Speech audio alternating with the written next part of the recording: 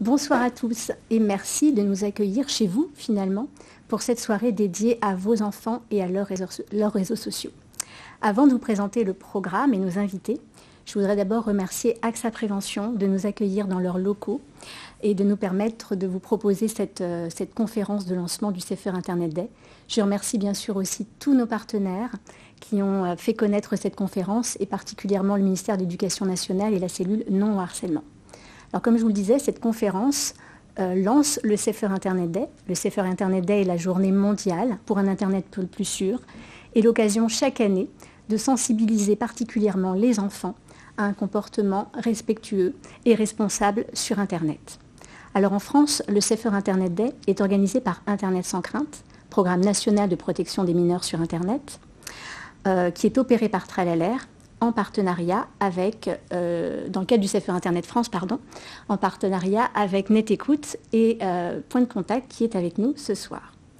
Alors à cette occasion, Internet sans crainte crée des ressources pour les enseignants, les associations, les collectivités, qui pendant tout le mois de février vont animer des ateliers dans toute la France pour sensibiliser les jeunes. Et nous proposons aussi des actions à destination des familles, et c'est ce que nous faisons ce soir avec cette conférence.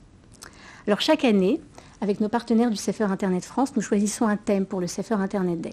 Cette année, nous avons décidé de nous pencher sur cette année particulière avec la Covid-19 et de voir l'impact que ça a pu avoir sur les jeunes et sur leurs usages numériques en particulier.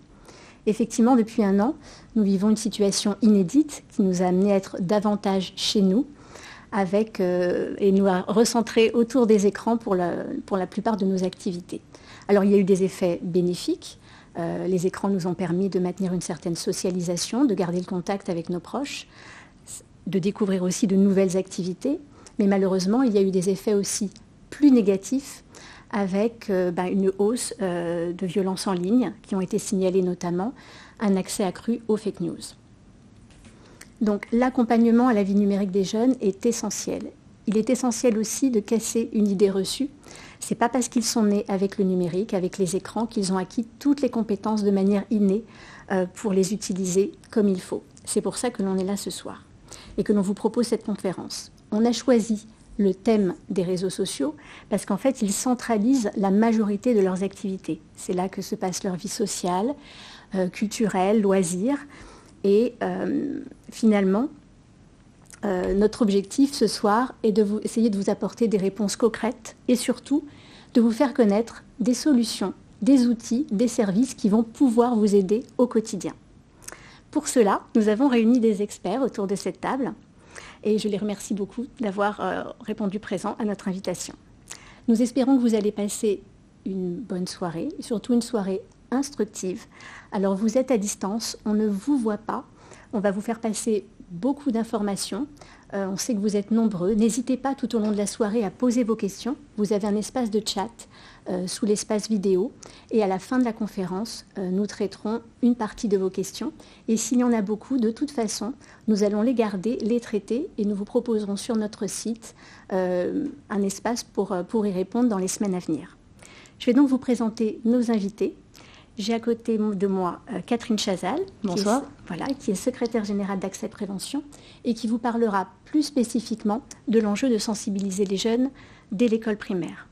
Nous avons également, on m'a demandé d'aller dans un certain ordre. Donc Denis Mottier, qui est lieutenant-colonel de la Gendarmerie nationale et qui parlera du droit. Parce que sur les réseaux sociaux et sur Internet, la loi existe aussi et vos enfants sont concernés.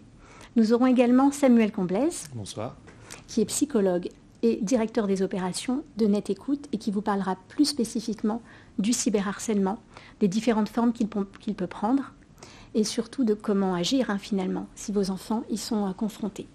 Et nous aurons avec nous Nicoletta Lidaki Simantiri, qui est juriste à Point de Contact et qui nous parlera des contenus illicites qui peuvent concerner vos enfants et comment vous pouvez les signaler. Quant à moi, je suis Axel Dessin, je suis directrice d'Internet sans crainte et de l'éducation au numérique chez Tralalaire et je vous parlerai plus spécifiquement des réseaux sociaux de vos enfants. Quels sont-ils ? et surtout comment vous pouvez les accompagner pour pouvoir prévenir justement les situations à risque. Nous avons également 2 personnes à distance avec nous ce soir. Les chercheuses Catherine Desinge et Aurélie Desfriches, qui sont maîtresses de conférences aux universités Lyon 3 et Paris 8. Elles ont réalisé cette année une grande étude qui s'intitule Covid écran en famille. Elles vont vous expliquer l'impact que cette année a eu sur les usages numériques des jeunes et notamment les enjeux aussi de sensibilisation autour des réseaux sociaux. C'est elles qui vont débuter cette conférence. Catherine, Aurélie, je vous laisse la parole. Merci beaucoup Axel et pour cette présentation et votre invitation à cette conférence. Avec ma collègue Aurélie Desfriches-Doria, effectivement, nous avons conduit une enquête en 2020 qui porte sur les pratiques d'écran des enfants de 6 à 12 ans au cours du premier confinement. Cette enquête, elle porte sur une population de 1731 parents et 2604 enfants et elle est assortie d'une vingtaine d'entretiens téléphoniques. La majorité des personnes qui nous ont répondu sont des mamans et proviennent plutôt de milieux moyennement favorisés. Alors, pendant le temps scolaire du confinement, la consommation d'écran s'est multipliée avec un niveau moyen d'exposition quotidien de 7h16. C'est donc un taux d'exposition élevé qui se répartit en différents usages. Les principaux sont les usages récréatifs, et c'est sur la slide suivante, à hauteur de 2h52, c'est-à-dire que les enfants ont passé presque 3 heures par jour, soit à regarder du contenu audiovisuel, soit à jouer aux jeux vidéo. 2 heures par jour ont par ailleurs été consacrées aux usages éducatifs liés à la continuité pédagogique, avec bien sûr des différences selon l'âge et le niveau scolaire des enfants.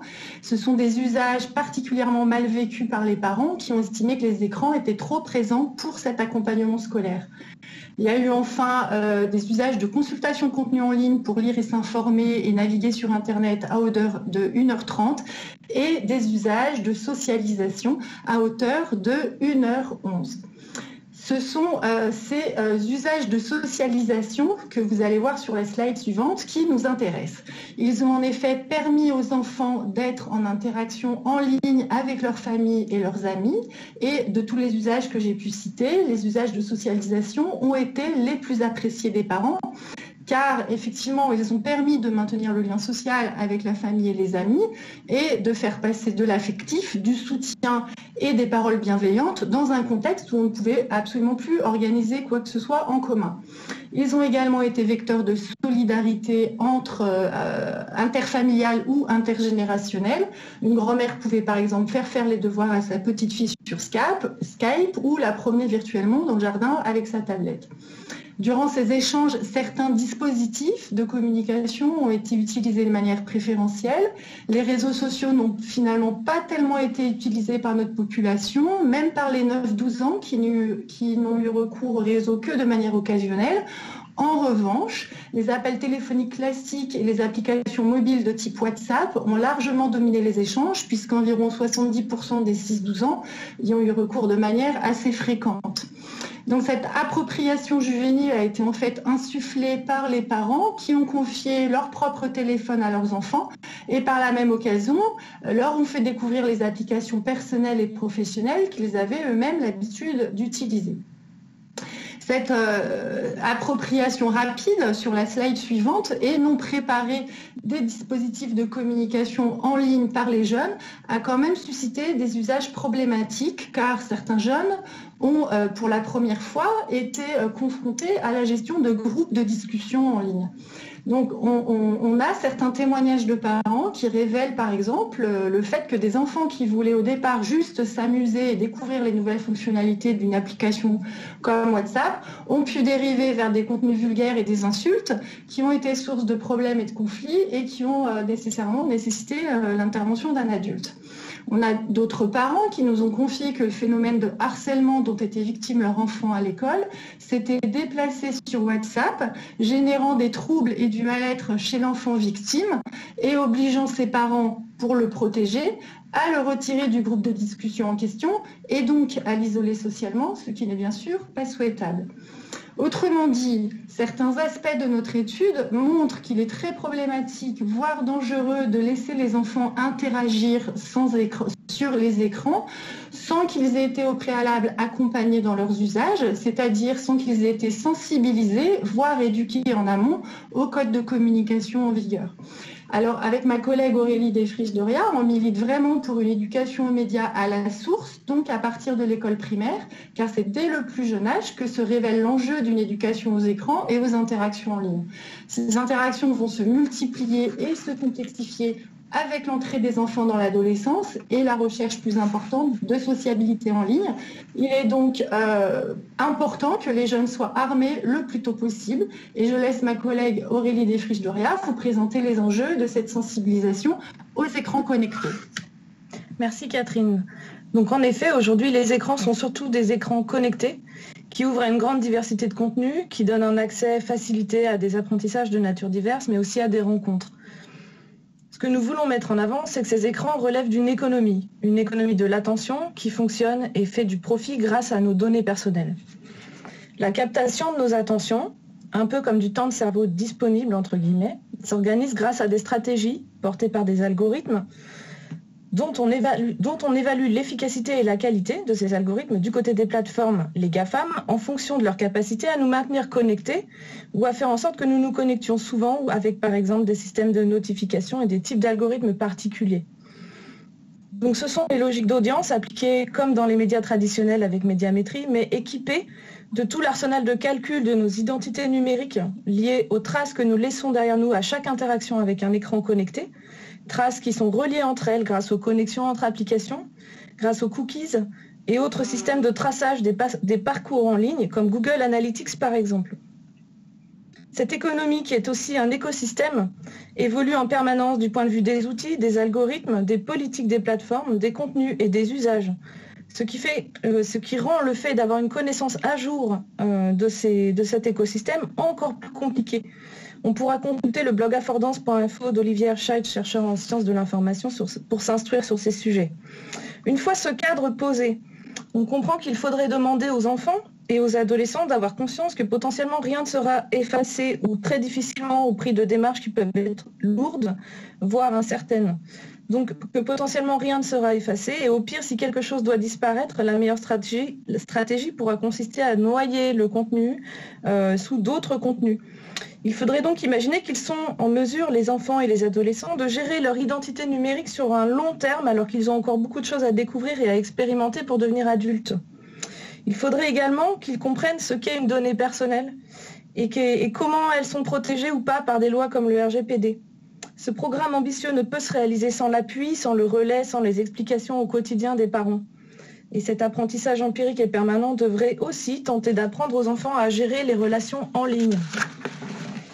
Donc, éduquer pour émanciper dans le domaine du numérique, c'est viser des compétences d'esprit critique tout au long de la vie pour les enfants et aussi pour les parents. Donc, ce sont des connaissances sur cet écosystème numérique et des compétences techniques pour mieux circuler et mieux se protéger. Il s'agit donc de cultiver la prudence sur les réseaux, ce qui correspond aussi à ce que l'on apprend aux enfants à appliquer dans la vie quotidienne. Pour autonomiser les jeunes avec les écrans, on vise à leur apprendre à gérer le temps d'écran, à comprendre les formes variées de contenus qu'ils rencontrent sur le web et à garder en tête cette dimension économique mais aussi écosystémique du numérique qui trace pour calculer, pour capter nos attentions et pour mieux vendre des produits. En conclusion, apprendre aux enfants à gérer les écrans, c'est sur la slide suivante, apprendre aux enfants à gérer les écrans, du point de vue du temps, c'est aussi faire d'autres activités, donc du sport, des jeux, des activités culturelles, s'ennuyer. Du point de vue des contenus, c'est décoder les contenus, les émetteurs, les stratégies éventuelles des émetteurs, leur logique médiatique, d'audience, les fake news, les complotismes et les raisonnements circulaires associés. Du point de vue de l'économie numérique, c'est cultiver la prudence, protéger sa vie privée, prendre en compte la mémoire des réseaux, ne pas tout exposer et profiter des avantages de l'anonymat possible sur les réseaux. Du point de vue des relations, c'est accompagner pour expliquer ce que l'on voit d'une personne en ligne n'est pas nécessairement la réalité. Veiller à faire acquérir la distance tout en cultivant la confiance en soi qui participe de l'esprit critique. S'il y a un doute, c'est justifié. Il faut chercher l'autonomie et la régulation adaptée, c'est-à-dire que la privation peut aussi priver les enfants et les adolescents de liens sociaux avec leurs pairs et produire des effets d'exclusion. Enfin, Les écrans présentent heureusement aussi des avantages, l'accès aux connaissances, le partage d'expériences, des possibilités d'apprentissage. Je vous remercie pour votre attention et Catherine aussi. Merci. Merci Aurélie, merci Catherine. Donc cette étude a permis d'apporter des éléments très concrets pour se rendre compte que les enfants finalement, plus tôt, cette année, se sont retrouvés à utiliser des services numériques, des réseaux sociaux, des messageries qu'ils n'avaient pas forcément l'habitude d'utiliser. Donc ils les ont exposés finalement aux enjeux des réseaux sociaux bien plus tôt. Ça a été évoqué par Catherine, il y a un enjeu effectivement à sensibiliser les enfants très jeunes. Je vous laisse donc la parole, Catherine, pour nous parler de ces enjeux de sensibilisation et qu'est-ce qu'on peut faire dès l'école primaire. Merci beaucoup, bonsoir à tous. Alors sachez que, outre mon implication dans l'association AXA Prévention, je suis aussi maman de 2 garçons de 9 et 11 ans. Donc je suis en plein dans cette période et je fais de mon mieux pour essayer de les former à un usage d'Internet plus sûr. Pourquoi est-ce qu'on doit sensibiliser les enfants dès l'école primaire ? C'est parce qu'on l'a vu dans la partie précédente qu'aujourd'hui, les écrans et Internet, c'est un super outil. Ça permet d'avoir accès à une masse de connaissances incroyable et également de multiplier les contacts et pendant la période de confinement, de maintenir les relations avec l'extérieur. Mais c'est aussi pour les parents et pour les jeunes enfants une source d'inquiétude et une source de peur. Alors pour les parents, à la limite, j'ai envie de dire que c'est normal parce que Internet, les réseaux sociaux, c'est le seul risque auquel nous, parents, on n'a pas été confrontés quand on était enfant. Donc comment est-ce qu'on fait pour pouvoir éduquer nos enfants quand on n'a pas grandi avec un téléphone portable, avec WhatsApp, avec TikTok et compagnie ? Bon, c'est en effet, puisque je suis dans cette situation un petit peu difficile. Il y a pratiquement un parent sur 2 qui se déclare inquiet de la présence et de l'activité de son enfant lorsqu'il est seul sur Internet parce qu'on n'a pas de maîtrise sur ce à quoi ils vont avoir accès. Ce qui est beaucoup moins normal et ultra choquant, c'est que 38% des enfants de 9 à 11 ans déclarent avoir déjà eu peur en naviguant sur Internet. Donc là, le mot est fort et on voit qu'il y a énormément de risques, outre les opportunités, mais beaucoup de risques et beaucoup de choses à perdre quand on va sur Internet seul, sans accompagnement. Donc c'est vraiment, je pense, notre responsabilité en tant qu'association, en tant qu'adultes, parents et enseignants, de pouvoir former et éduquer nos jeunes à un usage d'Internet qui soit sûr pour eux, mais qui soit aussi sûr pour les autres. Et d'ailleurs, quand on fait ces efforts, je partage un chiffre pour les enseignants, 67% des jeunes entre 11 et 20 ans jugent utiles les explications qui sont données en classe par les professeurs. Donc nos actions de prévention, nos actions d'accompagnement pèsent leur poids et on a un vrai rôle à jouer. Donc c'est pour ça qu'il y a 7 ans, avec les forces de l'ordre et l'association AXA Prévention, on a du coup conçu le programme du permis Internet. Et donc là, on a beaucoup travaillé en particulier avec la gendarmerie nationale.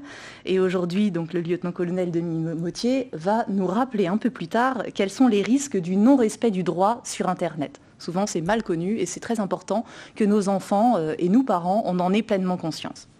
Mais pour revenir donc au permis Internet, le permis Internet, c'est un programme national de prévention des risques sur Internet qui s'adresse aux élèves de classe de CM2. Pourquoi la classe de CM2 ? Parce qu'on sait que juste avant et pendant le CM2, les premiers enfants vont commencer à avoir un smartphone, vont commencer à aller doucement sur Internet. Mais par contre, ce qui est sûr, c'est qu'en 6e, tout le monde y est allé et passe un nombre d'heures très important à surfer sur Internet et à utiliser aussi de manière très active les réseaux sociaux. Donc, ce kit-là que vous voyez à l'écran, vous pouvez retrouver tous les contenus et tous les conseils sur le site www.permisinternet.fr. Tout est accessible à tout le monde et pas seulement aux professeurs des écoles. Mais donc en classe, la manière dont ça fonctionne, il y a d'abord une introduction qui est réalisée avec l'enseignant devant la classe par un représentant des forces de l'ordre pour pouvoir rappeler le cadre dans lequel on s'inscrit. Ensuite, sur la base des éléments qui sont fournis dans le kit du permis Internet, l'enseignant va pouvoir, à travers plusieurs séances, parce que ça doit s'inscrire, je pense, dans la durée, rappeler les règles d'une conduite et d'un usage en toute sécurité d'Internet et des réseaux sociaux. À la fin, quand les bases ont été discutées, argumentées, et communiquer aux enfants, ils vont pouvoir passer un permis Internet. Vous l'aurez deviné, c'est sur la base du permis de conduire. Ça permet d'avoir une petite remise à la fin et surtout, ça permet quand on rentre à la maison de revenir avec son petit permis pour pouvoir enclencher le dialogue avec les parents et avec l'adulte référent. Et il y a également dans ce kit, enfin en tout cas moi j'ai trouvé forcément utile, c'est un guide qui est à destination des parents et qui reprend tous les conseils de prévention qui ont été discutés pendant la classe. Donc ça permet aussi pour les parents dont je fais partie, qui peuvent parfois se sentir un petit peu démunis sur quel niveau d'information on donne, quel rappel du risque on fait à nos enfants. Eh bien là, tout est synthétisé dans ce document que vous pouvez retrouver sur le site Internet. Donc c'est déjà 2 400 000 enfants qui ont été sensibilisés. C'est pratiquement donc 80 000 classes d'enfants de CM2. Et puis on espère faire bien plus à l'avenir. Alors, qu'est-ce qu'on raconte dans ce permis Internet ? En fait, ils sont encore quand même petits en CM2.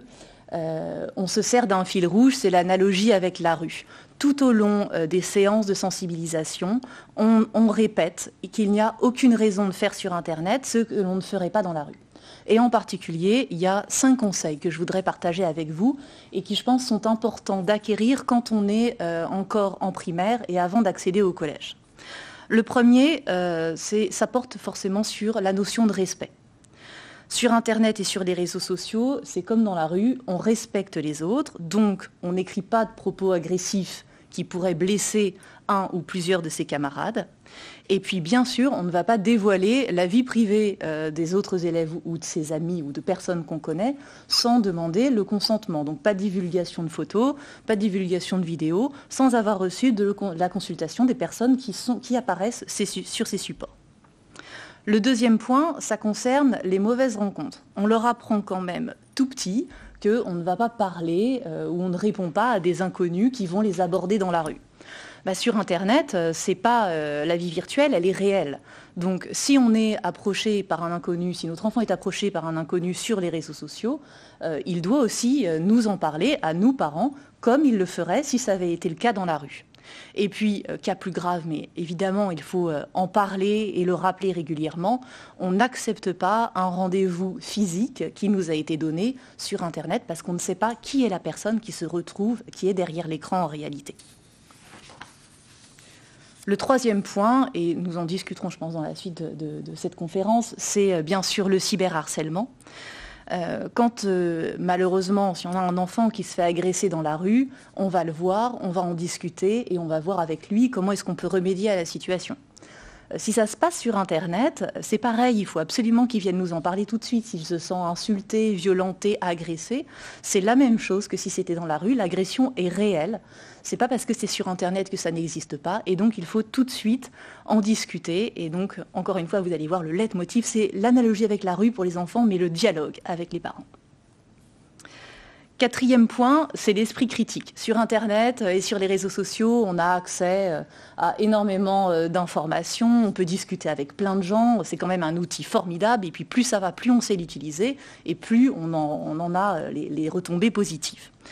Mais c'est important de rappeler à nos enfants que même si c'est quelqu'un sur Internet, il ne peut pas nous imposer ses idées ou son mode de vie. Ça aussi, c'est une agression. Donc il faut conserver son esprit critique et garder du recul et en discuter avec les professeurs, avec les adultes référents ou encore, bien sûr, avec ses parents. Et puis sur Internet, tout n'est pas vrai. Moi, j'ai encore eu le cas récemment avec mon fils. Je l'ai trouvé sur Internet. Eh bien, c'était faux. C'est ça l'intérêt de vérifier ses sources et donc consulter plusieurs. Donc, garder son esprit critique, c'est pas parce que c'est écrit dans une typo et pas à la main que c'est comme ça. On pourrait le voir sur un cahier, par exemple, que l'information est vraie à coup sûr. Et donc ça, il faut absolument à chaque fois le rappeler parce que sinon, on passe bien sûr totalement à côté de la richesse d'Internet.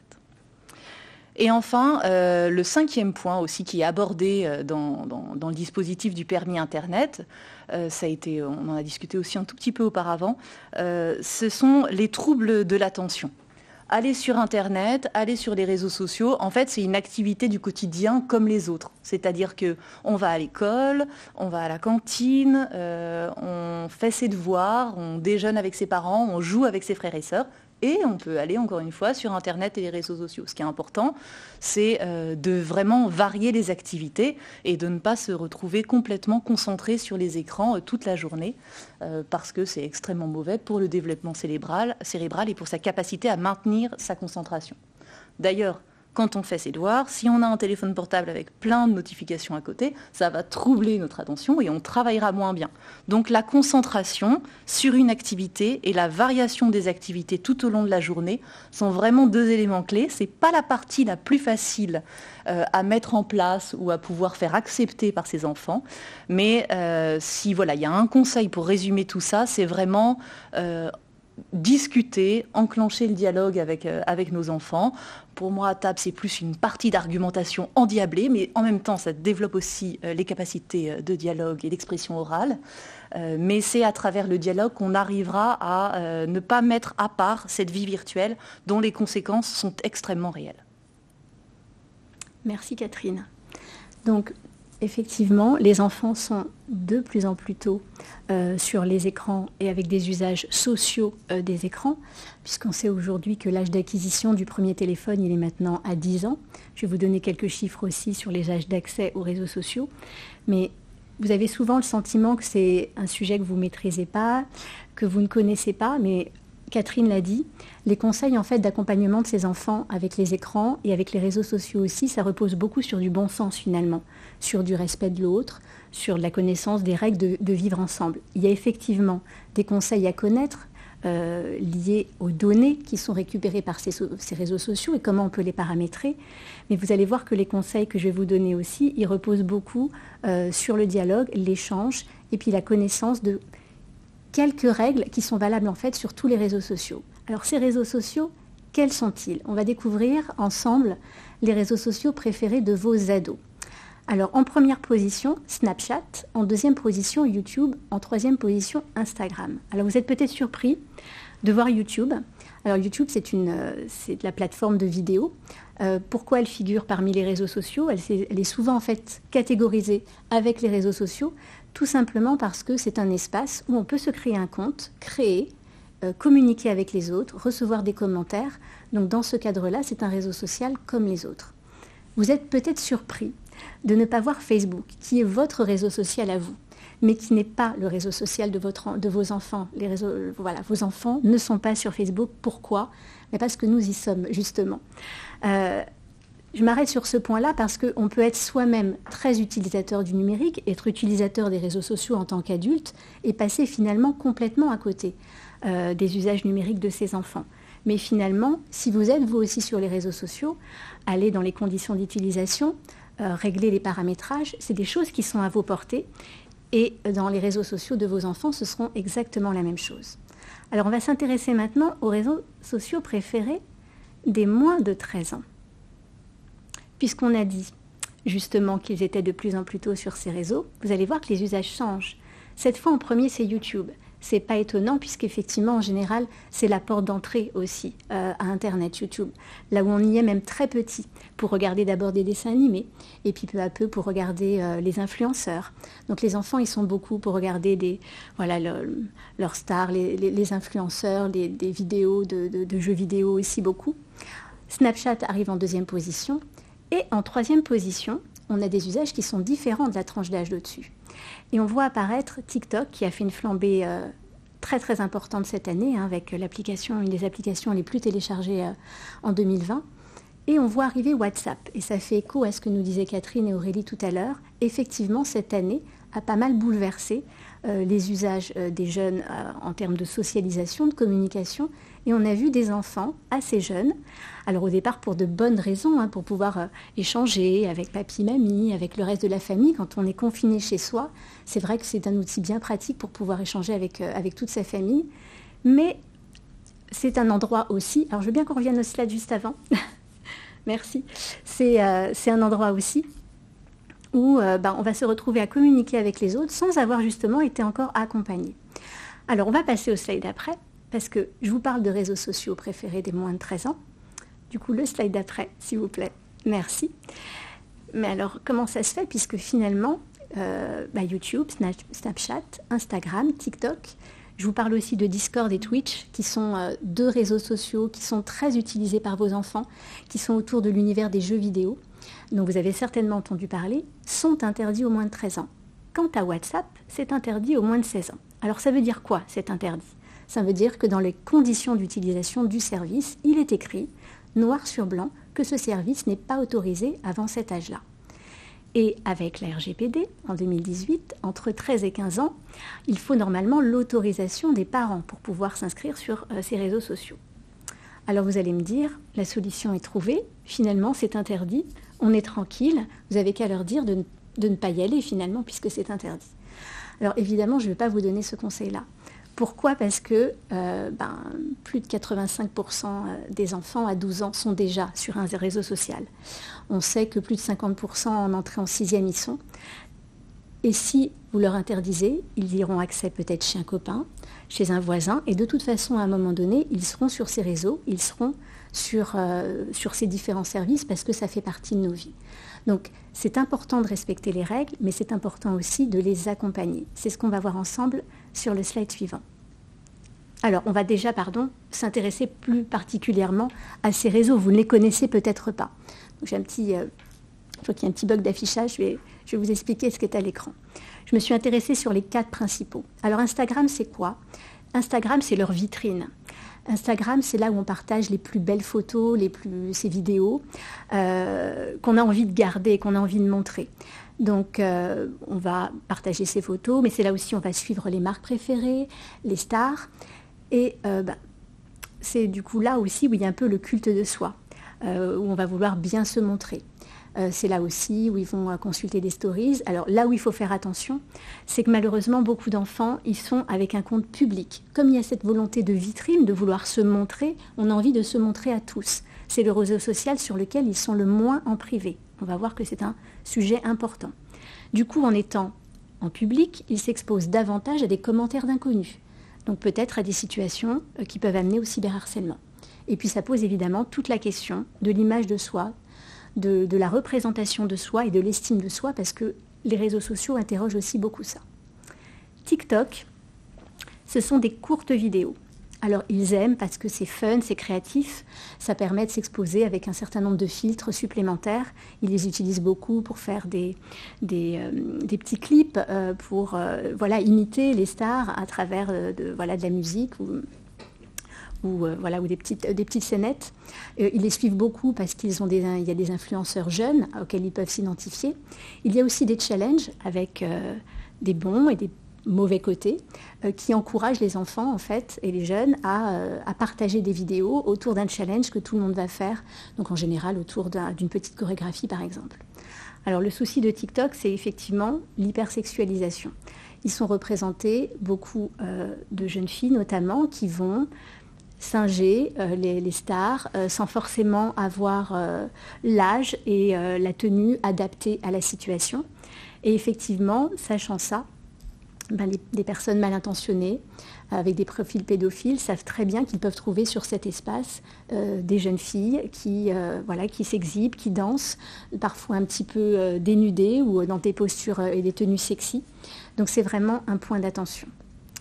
Je vais vous présenter ensuite YouTube. Donc c'est la porte d'entrée des enfants sur Internet. C'est là où on va d'abord regarder des vidéos. On n'y est pas forcément acteur. Au départ, on n'a pas forcément un compte. On est plutôt consommateur de contenu. Ils vont surtout suivre des chaînes de leurs youtubeurs préférés, beaucoup autour d'ailleurs de l'univers du jeu vidéo, Squeezie étant la chaîne la plus suivie par les jeunes. Donc ce qu'ils aiment, c'est de regarder souvent des vidéos drôles, de jeux vidéo, leurs influenceurs. Alors le problème, c'est que comme se mélangent des contenus qui ne sont pas forcément triés par public, ils peuvent être amenés à tomber sur des contenus choquants, et parfois pas à travers les vidéos, mais à travers des publicités par exemple. Publicité pour un jeu vidéo qui n'est pas de leur âge, pour un film qui n'est pas de leur âge. Quand on discute avec les enfants, souvent les premiers contenus choquants qu'ils ont pu voir, c'est quelque chose qui leur a fait peur à travers une vidéo sur YouTube. Là aussi, ils s'exposent à des commentaires d'inconnus. Et comme l'a expliqué Aurélie, la manière dont sont conçus les réseaux sociaux avec les algorithmes, ils ont envie qu'on reste le plus longtemps possible sur ces réseaux. Et pour ça, ils nous exposent aussi à des contenus sensationnels qui vont nous donner envie de rester encore plus et d'en demander encore plus. Et c'est ce qui expose vos enfants davantage à des contenus comme les fake news. Alors j'ai un petit bug d'affichage, je vois pour Snapchat. Mais le Snapchat, c'est vraiment l'application du quotidien. C'est l'espace avec lequel on communique toute la journée avec son réseau. Et c'est le réseau sur lequel vous pouvez avoir le moindre regard, puisque c'est l'espace privé. Vous ne pouvez pas voir ce qui s'y passe, il n'y a pas de notion d'espace public dans Snapchat. Et c'est pour ça qu'il aime tant, c'est parce que vous n'y êtes pas et que vous ne pouvez pas voir ce qu'ils font. Alors la particularité de Snapchat, c'est qu'on peut y partager des images éphémères, c'est-à-dire des images que vos enfants se partagent et vont voir pendant 1 à 10 secondes. Ça leur donne du coup l'impression qu'on peut y partager des images plus osées ou des bêtises parce que ça ne va pas rester. Alors que à tout moment, il est possible de faire ce qu'on appelle un screen, c'est-à-dire une copie d'écran et de la garder. Il y a aussi un système de flammes. Alors le système des flammes, c'est ce que vous voyez à l'écran à côté des noms. En fait, chaque fois que vos enfants échangent avec un de leurs camarades, ils gagnent une flamme. Et en fait, s'ils échangent chaque jour avec cette personne, les flammes sont maintenues. S'il fait une coupure d'une seule journée, les flammes reviennent à 0. Vos enfants vont vous dire que ça n'a aucune importance pour eux, mais ce n'est pas vrai. Ils adorent entretenir ces flammes. Parce que quelque part, on joue vraiment sur le principe du jeu. On a envie de gagner, on a envie d'aller le plus loin. Puis quelque part, ça montre une certaine fidélité avec sa communauté. Donc là où il y a le danger, c'est que parfois, pour entretenir ces flammes, vos enfants adoptent certains mauvais comportements, comme partager leur mot de passe. Il faut savoir que vos enfants sont 1/3 à avoir déjà partagé leur mot de passe. Et conserver les flammes de son petit camarade pendant qu'il est en vacances ou chez mamie au fin fond de la campagne où elle n'a pas de réseau est parfois une fausse bonne motivation. Alors, quoi faire ? Alors, j'aurais envie de vous dire, effectivement, interdire, limiter, ce sont des solutions. Le contrôle parental, je sais que vous l'utilisez beaucoup, c'est un bon réflexe. C'est important parce qu'effectivement, ça peut permettre d'assurer déjà une certaine protection et s'assurer que vos enfants vont être sur des contenus qui leur sont adaptés. L'avantage aussi du contrôle parental, c'est que ça permet de gérer le temps d'écran. Donc ça, ce sont des outils qui sont utiles. Mais c'est un outil parmi d'autres parce que l'objectif est bien de les aider à adopter des bons réflexes qui vont leur servir pour toute leur vie numérique. Parce que ce qu'ils vont apprendre dès maintenant, ce sont des réflexes de protection de leurs données personnelles, de comportements respectueux qui vont leur servir tout au long de la vie. Alors, concrètement, comment ça se passe ? Alors, déjà, il est important de connaître quelques conseils de paramétrage. Donc, à l'occasion du Safer Internet Day, on a créé des stories et je me suis dit que ce serait un bon support prêt à l'emploi pour vos enfants pour passer quelques conseils. Alors, 3 conseils déjà pour mieux gérer sa vie privée. Le premier, utiliser un pseudo. On se rend compte finalement que plus les jeunes grandissent, moins ils sont vigilants sur le partage des infos personnelles et sur la protection de leur identité numérique. Quand ils arrivent sur les réseaux, les plus jeunes vont avoir tendance à utiliser un pseudo, un avatar, et dès qu'ils grandissent un peu, ils vont montrer leurs vraies photos, leur vraie identité. Garder un pseudo le plus longtemps possible, c'est une bonne manière finalement de construire son identité numérique et de se protéger. De choisir ses contacts. Deuxième conseil, sur les réseaux sociaux, on parle d'amis sur Facebook, après on utilise davantage les contacts sur les autres réseaux, mais qu'est-ce que l'on met derrière ce terme de contact ? Et est-ce que l'on peut dire qu'on partage la même chose à un ami proche, à quelqu'un qu'on a croisé en vacances et à qui on a partagé son Snap ou son Instagram, et à quelqu'un qu'on n'a jamais vu ? Donc dans les paramètres, allez-y avec eux, vous pouvez choisir les contacts, choisir qui commente, qui voit, qui peut rentrer en contact avec eux. Il y a des paramètres assez fins comme ça qui permettent de décider avec qui on partage quoi et qui peut interagir avec nous. Autre conseil, désactiver la géolocalisation. Plein de réseaux sociaux permettent de savoir très précisément où on est, et notamment Snapchat, vous ne le savez peut-être pas, mais propose une carte.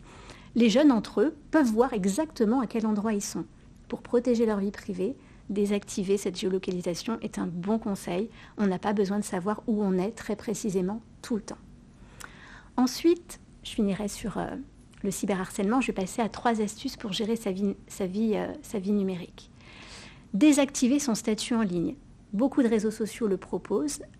C'est un bon conseil. La même chose, on a le droit de décider quand on se connecte et quand on montre qu'on est connecté. C'est pas parce qu'on utilise ces réseaux sociaux que toute notre communauté a besoin de savoir qu'on est en ligne. On a le droit aussi de surfer tranquille, sans être sollicité par les uns et les autres. Ça, ce sont aussi des stimulations permanentes qui les amènent constamment vers les écrans. Ils peuvent aussi consulter leur temps d'utilisation. Tous nos smartphones maintenant permettent de le faire et tous leurs réseaux sociaux aussi leur permettent de le faire et proposent même des outils pour leur notifier que ça fait déjà 1 heure, 30 minutes qu'ils sont dessus et que ce serait bien de décrocher. Donc vous pouvez activer ça ensemble. Et effectivement, couper les notifications, c'est un bon réflexe à donner à vos ados, mais j'ai envie de dire à nous aussi. Parce qu'en fait, une sollicitation permanente, moi j'ai des ados aussi, et quand je suis à côté de leur téléphone, c'est juste insupportable puisque ça ping tout le temps. Parce que justement, il y a des notifications. Donc je leur ai demandé de désactiver leurs notifications. Si 30% des jeunes déclarent qu'il leur arrive de se réveiller la nuit ou de vérifier leurs notifications ou leur compte pendant la nuit quand ils se réveillent. Alors, je ne dis pas qu'ils se réveillent pour ça, mais s'ils se réveillent, ils vérifient. Sans ces notifications, il y a déjà moins de sollicitations et surtout, on choisit le moment où on a envie d'être connecté avec sa communauté.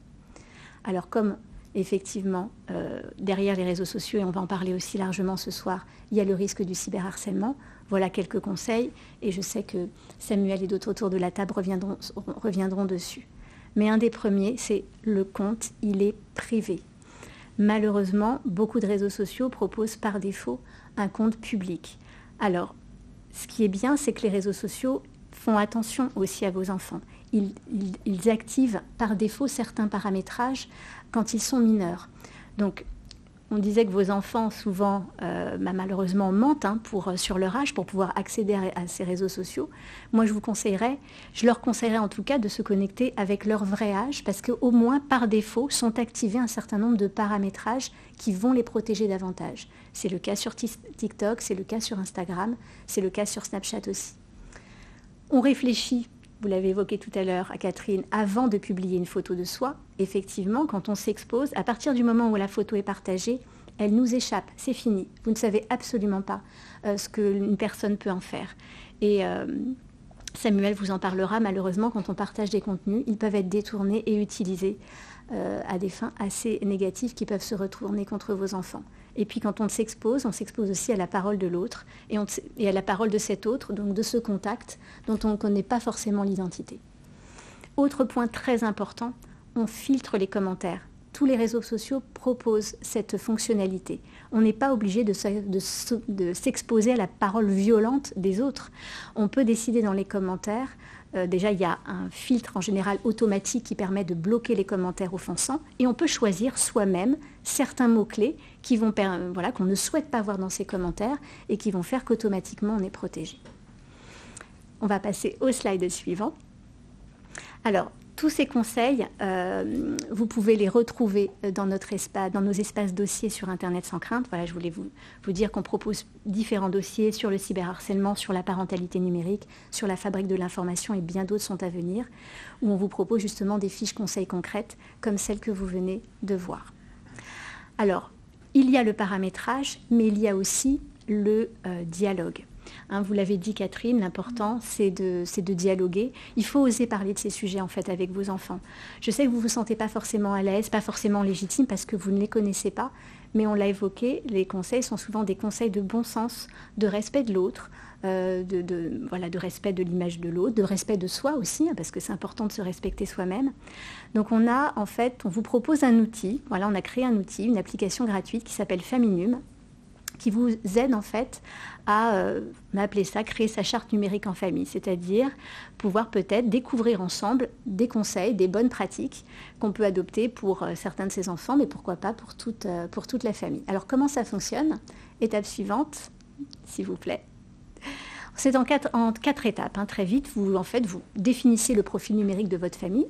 Vous allez arriver sur une 60aine de conseils qui sont classés en fait par catégorie, par thématique, mais aussi par âge, puisqu'en fait, on ne donne pas forcément les mêmes conseils qu'à un enfant de 6 ans, de 10 ans ou de 13 ans. Donc vous avez différentes tranches d'âge.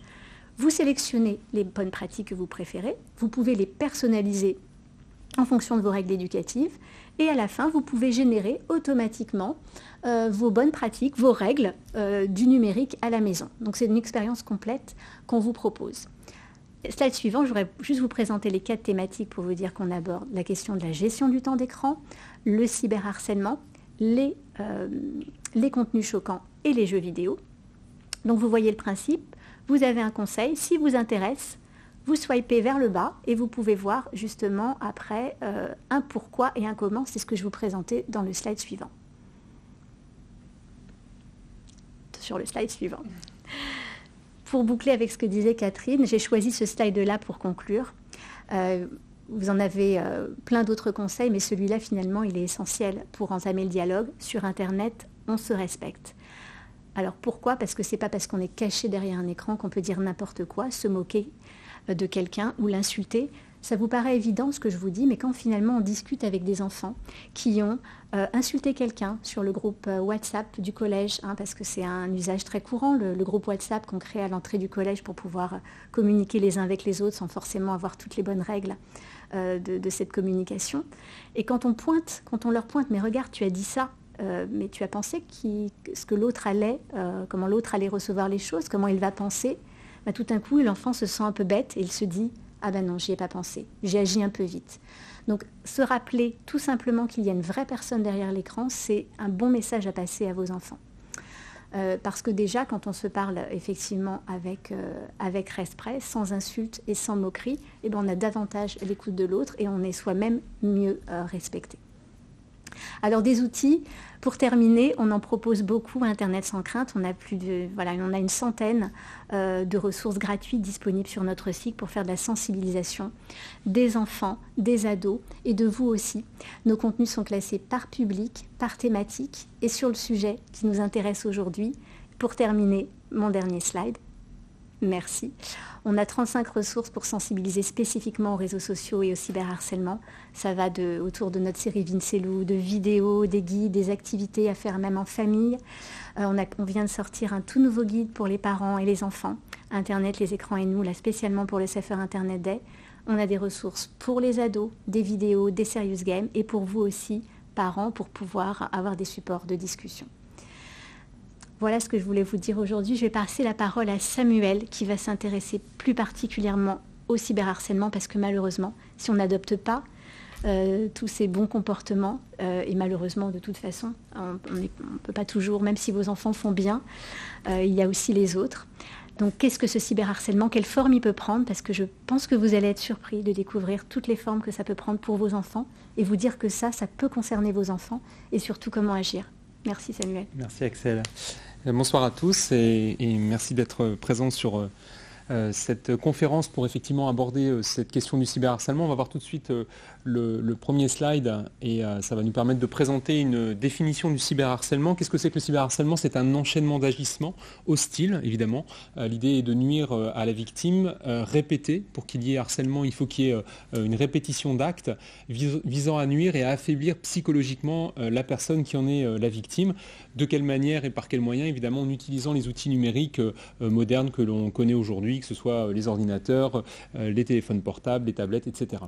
Depuis 2014, le cyberharcèlement a été défini par la loi et c'est devenu une circonstance aggravante du harcèlement, je dirais entre guillemets plus classique. Le législateur a considéré que plus il était facile de harceler, et c'est plus facile évidemment via les outils numériques puisqu'on est à distance de la victime, et bien plus cette facilité est permise et plus la sanction sera importante et forte. Bien souvent, très bien, moi j'avance. Bien souvent, j'allais vous dire que l'objectif c'est de porter atteinte à la réputation de la victime. C'est souvent violent et une des caractéristiques du cyberharcèlement, donc l'utilisation de l'internet, va permettre une viralité très importante des contenus et c'est souvent ce côté incontrôlable du cyberharcèlement qui va apporter une dimension extrêmement violente puisque on a l'impression que rien n'est sous contrôle et que la victime va va être mise en pâture au travers de ces contenus, que ce soit des photos, des vidéos, des commentaires. Pour vous présenter donc quelques tendances actuelles, hein, c'est pas très joli mais c'est malheureusement le cas aujourd'hui, je voudrais commencer par parler du cyberharcèlement du quotidien qui se banalise, qui est un petit peu ce que les jeunes vivent un petit peu tous les jours sur leurs réseaux sociaux. Malheureusement ils s'habituent et je pense que c'est peut-être un des premiers conseils que je donnerais, c'est d'apprendre aux enfants qu'on n'a pas à s'habituer à ce cyberharcèlement quotidien, qu'au contraire on doit considérer que notre personne doit être protégée et que nul n'a le droit de se moquer de nous ou de transmettre des contenus qui nous seraient préjudiciables. On va aborder après très rapidement les comptes ficha, une autre tendance qui est de plus en plus connue et tant mieux parce que ça permet de faire de la prévention auprès des jeunes, c'est ce qu'on appelle le revenge porn, et on terminera avec le chantage à la webcam et j'aborderai après évidemment les conseils qu'on peut proposer pour pouvoir protéger les enfants de ce harcèlement. On va continuer. Donc le cyberharcèlement que j'appelle du quotidien, celui auquel malheureusement les jeunes s'habituent, je vous en ai montré un exemple, c'est un vrai échange qu'on a pu recevoir sur NetÉcoute, donc la plateforme dont je vais vous faire la présentation juste après. C'est un service qui permet justement de venir en aide aux personnes qui sont harcelées pour obtenir tout simplement des conseils et pouvoir se faire accompagner. Et donc ce que dit cet internaute, c'est « j'ai envie de mourir » et on voit que tout de suite il y a une gravité dans son propos. Il dit « c'est juste pas possible ce qu'ils me font, c'est des gens de ma classe, ils se foutent de moi tous les jours, j'en ai marre, ils font des montages de ma tête sur TikTok. » Et quand on demande si le jeune a contacté un adulte de confiance pour pouvoir se faire aider, eh bien heureusement il dit oui, ma mère elle a appelé la directrice, mais les images sont toujours sur TikTok, sur le compte de l'autre pute étant la harceleuse. Que nous dit ce post, on va revenir juste un petit peu en arrière, voilà, c'est que c'est extrêmement violent. On sait que le harcèlement commence sur les réseaux sociaux à partir de l'âge du collège, 13-14 ans étant l'âge de prédilection, c'est le moment où on a statistiquement le plus de cas recensés.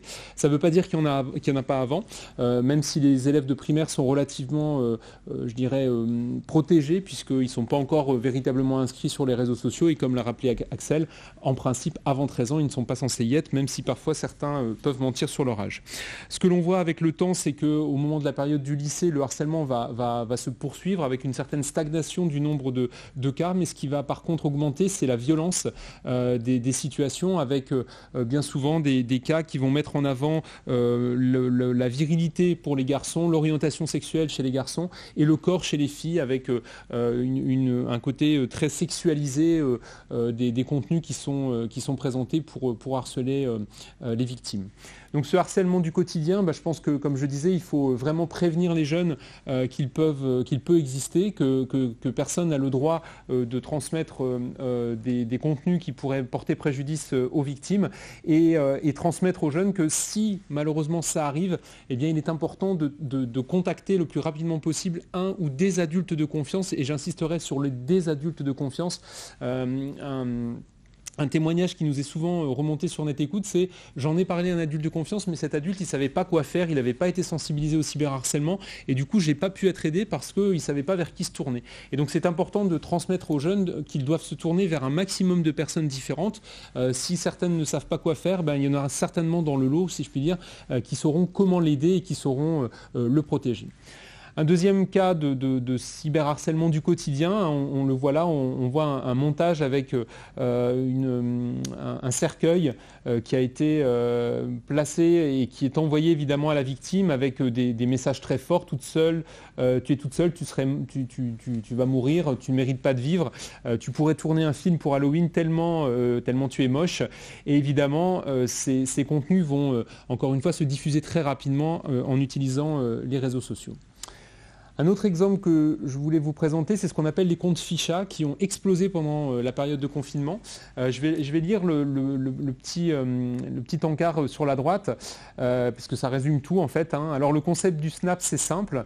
C'est à vous de me donner des informations sur une personne du collège ou m'envoyer une photo de la personne et vous me dites ce que vous pensez d'elle. Donc ça peut être des contenus ou des contenus écrits ou des photos. Et bien entendu, je reposte en story en anonyme et je commence à poster en story quand le Snap aura tourné. Pour résumer les choses, c'est un appel tout simplement à transmettre à l'auteur des contenus sur une ou plusieurs personnes, en général les filles, puisque ce sont les filles qui sont majoritairement victimes de ce genre de situation. L'auteur va collecter ces contenus et va les mettre sur une espèce d'affiche, afficha étant du verlan, donc c'est affiche renversée. Et l'idée, c'est une fois que cette affiche numérique aura été construite, eh bien, cette affiche va être répandue sur les réseaux sociaux et les internautes vont pouvoir se moquer, commenter, alimenter peut-être le compte Ficha en contenu supplémentaire. Comme je le disais, donc le confinement malheureusement a vu exploser ce type de situation. Ce qui peut être en plus extrêmement compliqué, c'est que ça peut être évidemment des vraies photos qui vont circuler sur les victimes. Ça peut être aussi des photomontages qui vont être plutôt bien faits. D'ailleurs, j'entends par là qu'on pourrait y croire. On pourrait penser que le corps et la tête qui sont comme ça alliés sur le compte Ficha appartiennent vraiment à la personne qui est mise en pâture sur ce compte, et c'est très compliqué pour les victimes de se défendre évidemment, puisque comment faire croire comment plutôt convaincre que la photo n'est pas une vraie photo, et c'est très compliqué.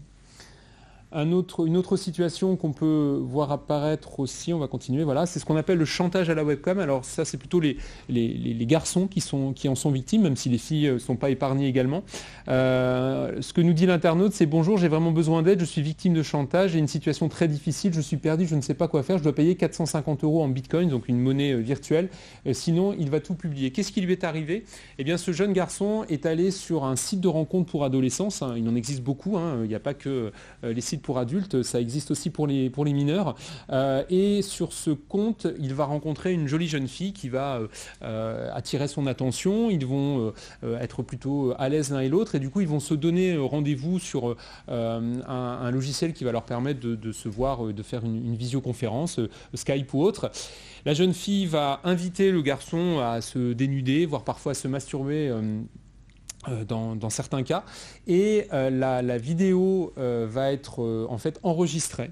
La jeune fille va alors, une fois qu'elle aura obtenu ce qu'elle voulait, donc à savoir un garçon qui se déshabille et qui se masturbe devant la caméra, la jeune fille va couper l'enregistrement et va envoyer un message au jeune garçon pour éviter en fait que la vidéo soit diffusée. Elle va réclamer, comme on le voit là, 450 €. C'est des sommes qui sont parfois pas neutres. Ce que font souvent les jeunes, malheureusement, c'est qu'ils payent parce qu'ils n'ont pas envie que les parents soient évidemment informés de la situation, parce qu'ils n'ont pas envie que la vidéo devienne virale, et on a vraiment des situations qui peuvent être extrêmement compliquées à vivre pour les jeunes.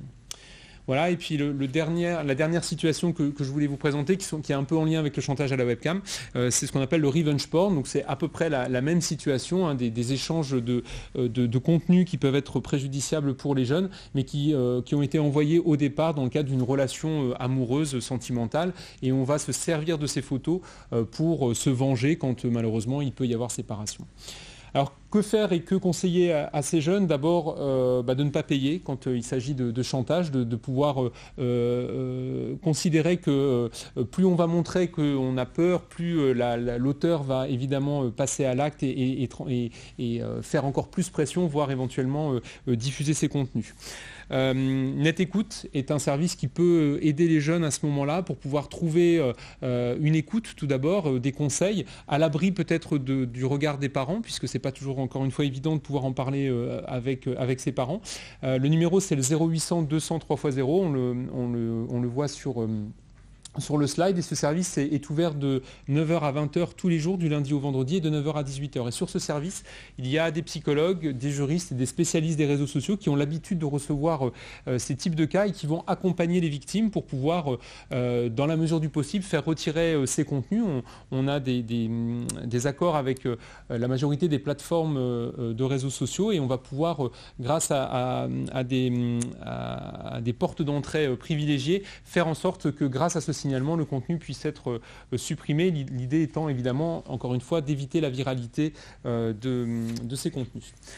Pour terminer mon propos, donc quelques conseils encore pour accompagner les jeunes sur leur réseau et faire en sorte qu'ils soient épargnés par le cyberharcèlement. D'abord, c'est dire à vos enfants que vous êtes au courant que le cyberharcèlement existe, que c'est une réalité dans leur quotidien numérique et qu'ils peuvent venir vous parler, que ce n'est pas un sujet tabou, qu'ils ont conscience que le problème existe et votre présence en témoigne ici. Et vraiment faire en sorte que le cyberharcèlement puisse faire partie des sujets quotidiens, s'il en est, de vos discussions avec les enfants. S'intéresser aux activités que vos enfants peuvent avoir en ligne est important également, de montrer que vous avez un intérêt pour ce qu'ils font. Ça permet de temps en temps de tirer la sonnette d'alarme quand vous voyez qu'ils se mettent peut-être à risque parce qu'ils ont mal configuré leur compte, parce qu'ils sont peut-être en public et du coup ils s'exposent peut-être de manière un petit peu trop importante à des jeunes qui pourraient leur porter préjudice.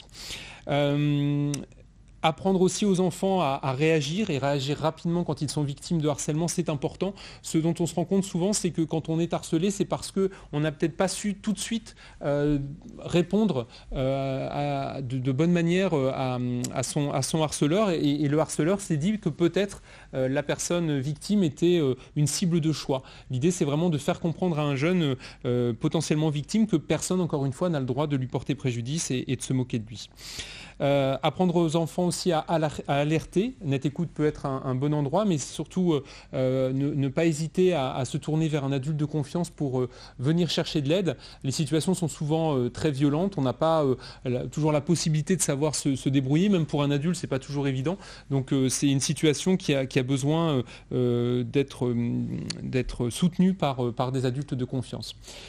Apprendre aussi à signaler des situations. Les réseaux sociaux aujourd'hui ont des comptes de modération, des services de modération qui permettent d'interpeller le réseau social en question si il y a un problème. Apprendre aussi à bloquer son harceleur potentiel pour éviter tout simplement qu'il y ait encore des échanges avec lui et faire en sorte que le jeune soit protégé. Voilà ce que je voulais vous dire. Une dernière chose aussi, c'est qu'on parle souvent du cyberharcèlement du côté des victimes et bien sûr il y en a, on considère qu'à peu près entre 10 et 15% des adolescents sont victimes de cyberharcèlement.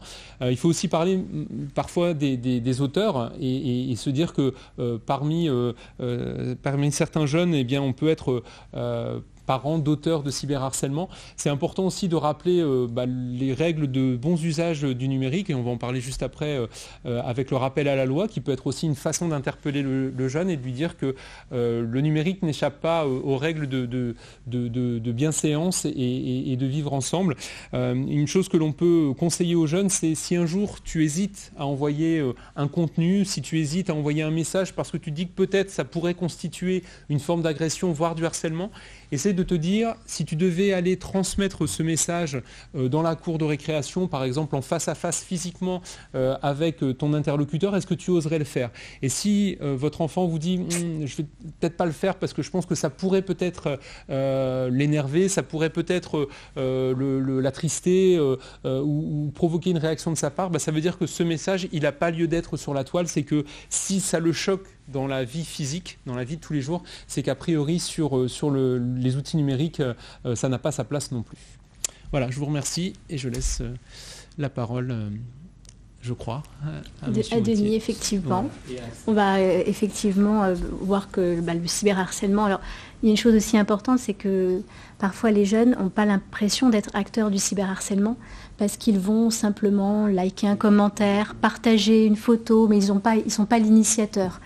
Donc, les raids numériques, effectivement, qui malheureusement sont trop souvent présents encore sur la toile parce que effectivement on a l'impression que liker c'est pas grand chose, c'est juste appuyer un contenu qui a été posté par un autre internaute, mais c'est quand ce contenu est X fois liké, ça va constituer du harcèlement et ça n'a pas lieu d'être. Effectivement, et puis ça contribue à le perpétuer. Et effectivement, être acteur du cyberharcèlement, c'est être capable contre le cyberharcèlement, c'est être capable d'agir à tout moment, et même si on est simplement témoin, de pouvoir se dire qu'on peut faire quelque chose. Alors le cyberharcèlement, c'est aussi un délit, en fait, c'est ce qu'on va voir ensemble, Denis, et qu'il y a des lois sur Internet. Donc on a vu ensemble, malheureusement, que vos enfants, à travers les réseaux sociaux, s'exposent à un certain nombre de dangers. mais ils s'exposent aussi à la loi, et même Tout quand à ils sont fait. enfants. Et il n'y a rien de mieux qu'un gendarme pour rappeler la loi. Je vous remercie de m'avoir invité ce soir. Donc l'espace numérique est considéré comme un milieu de liberté, à tort, puisque la loi elle s'applique également sur les réseaux sociaux et dans le monde virtuel. Pour autant, le danger de l'espace numérique, c'est créer l'illusion du virtuel. Et l'illusion du virtuel, c'est considérer que tout est possible derrière son écran, parce qu'on est caché derrière son ordinateur, parce que l'anonymat est facilité, parce qu'on a l'impression d'avoir devant soi un espace à conquérir. Et les enfants, en fait, ils vont avec leur jeunesse, avec leurs illusions, avec leur naïveté, alors que la virtualité reste parfaitement ancrée dans le réel du droit. Et le droit, lui, est bien réel. Les conséquences sont bien réelles. Et pour l'illustrer, je vous ai mis un certain nombre de chiffres. En 2020, pour toute la France, donc ce sont des chiffres du service statistique du ministère de l'Intérieur, 9 932 procédures pénales ont été ouvertes pour des mineurs victimes, pour des faits commis sur Internet, dont, et vous verrez que la proportion est énorme, 3119 ont été victimes de menaces et de harcèlement. Alors, je ne parle pas de cyberharcèlement, mais c'est du cyberharcèlement, parce que la loi ne définit pas strictement le cyberharcèlement, il définit d'abord le harcèlement. Alors, Samuel l'a rappelé tout à l'heure, c'est le fait de harceler une personne par des propos ou comportements répétés, ayant pour objet ou pour effet une dégradation de ses conditions de vie, se traduisant par une altération de sa santé physique ou mentale. Donc c'est la définition en droit et inscrite dans le code pénal. Et le caractère cyber intervient comme une circonstance aggravante de ces faits. Sous cette forme, ce sont des faits commis par l'utilisation d'un service de communication au public en ligne ou par le biais d'un support numérique ou électronique. C'est-à-dire qu'on est soit en ligne, soit on a utilisé un moyen numérique pour participer au harcèlement. Donc il y a bien la partie réseaux sociaux, mais il y a la partie également de l'utilisation a posteriori par un enregistrement ou un autre moyen des faits captés sur le net pour ensuite participer au harcèlement. C'est important de le dire, et c'est écrit comme ça dans la loi. Et ça, c'est bien réel. Donc on a quand même un tiers des procédures pénales ouvertes en France qui concernent le cyberharcèlement que je viens de définir. Et on parle de victimes, mais il y a des auteurs. Et en 2020, sur les seules procédures gendarmerie cette fois-ci, on a 1723 mineurs qui ont été mis en cause. Donc qu'est-ce que ça veut dire? Donc je l'ai dit, c'est que la virtualité reste ancrée dans le réel du droit. C'est qu'il faut imaginer l'espace numérique comme un milieu à part entière. Un milieu à part entière dans lequel, il existe de véritables dangers. Et Samuel l'a rappelé tout à l'heure, on a une violence désinhibée, une violence exacerbée, qui est, on va dire, augmentée par la résonance qu'offre Internet. Et la période est propice à le dire, mais à la viralité, et je pense que tout le monde aujourd'hui a bien compris ce qu'était le caractère viral concrètement dans la vie réelle. Et bien en fait, cette viralité, elle est la même sur Internet. Donc, quand on a vu cette évolution et que l'on voit bien évidemment que les mineurs peuvent être des victimes, ils peuvent également être des auteurs, et ils s'exposent donc, comme tout espace, à une responsabilité, à l'engagement de leur responsabilité. Et ce qui est important, c'est de bien faire comprendre à ceux qui nous écoutent que même si vous êtes mineur, eh bien vous pouvez engager votre responsabilité. Alors certes, le droit fait que la responsabilité est individuelle et donc pénalement, les parents ne sont pas responsables. Néanmoins, je rappellerai quand même les principes du Code civil, à savoir que les dommages opérés par les enfants s'appliquent, en tout cas au civil, sur les parents.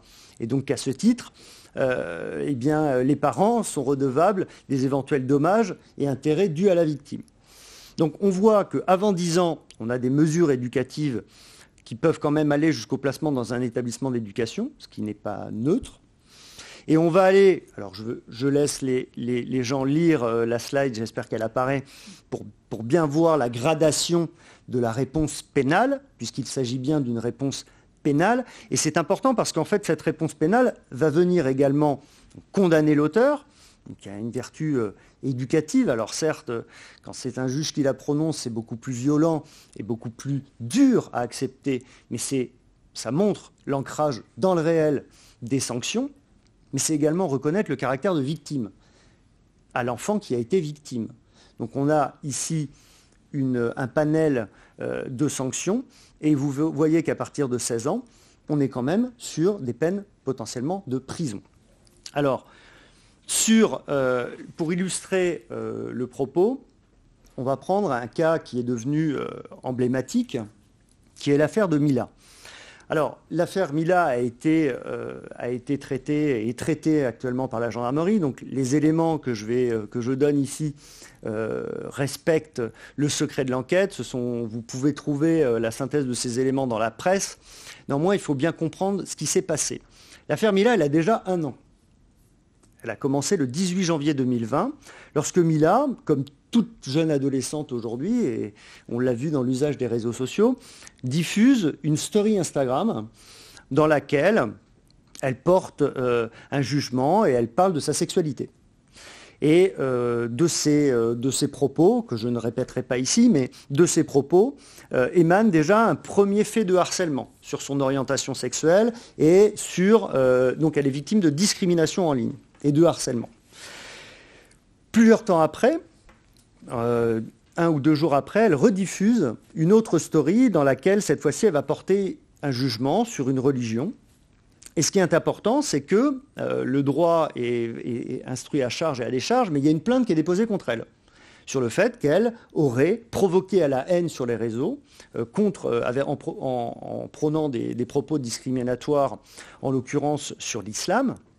Et donc, il y a une plainte qui est déposée. Alors, il faut savoir que cette plainte a été classée sans suite et que le droit lui a donné raison sur le caractère de sa libre expression sur les réseaux, et à savoir qu'elle dit donc les propos diffusés, quelle que soit leur tonalité outrageante, avaient pour seul objet d'exprimer une opinion personnelle à l'égard d'une religion sans volonté d'exhorter à la haine ou à la violence. Pour autant, suite à l'ensemble des messages qui ont été mis en cause, alors il me semble que e-enfance a été mis dans la boucle, et ça montre l'importance du dialogue entre les différents partenaires, que ce soit e-enfance ou les autres, en lien avec les forces de l'ordre, pour aller identifier le problème.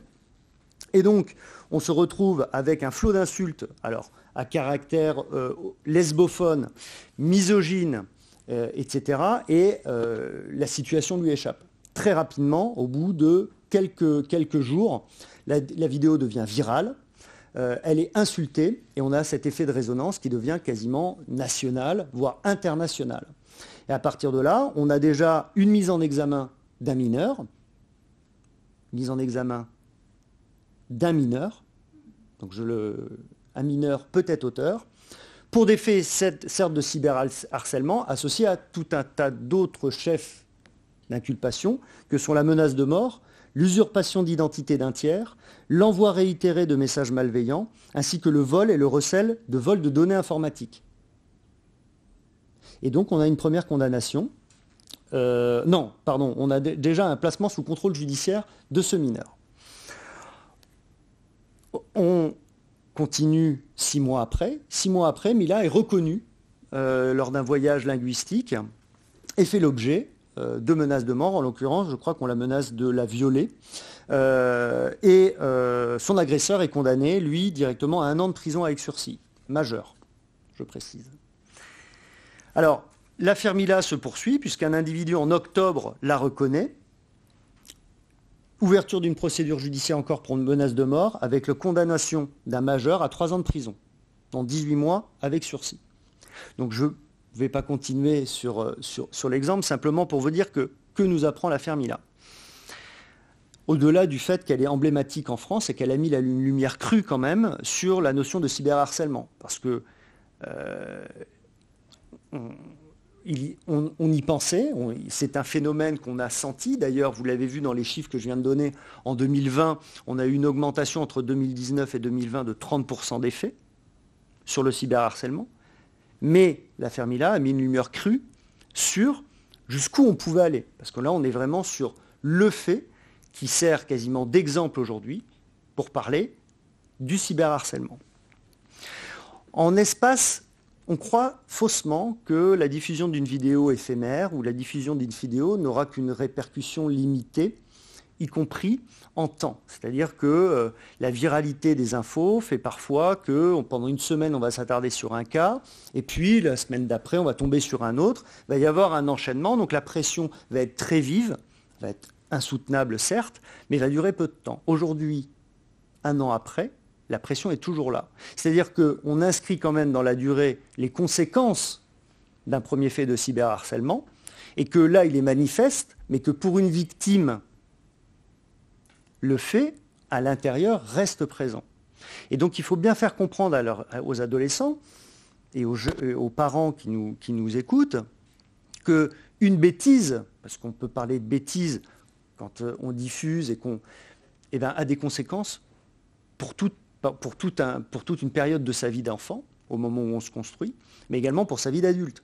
Parce que quand on est auteur, et qu'on a été condamné à une peine de prison ou à une peine, c'est quand même marqué dans son dossier judiciaire. On a un passé judiciaire. Et ce passé, en fait, il est inscrit dans le réel. On n'a pas de casier virtuel. C'est un casier bien réel.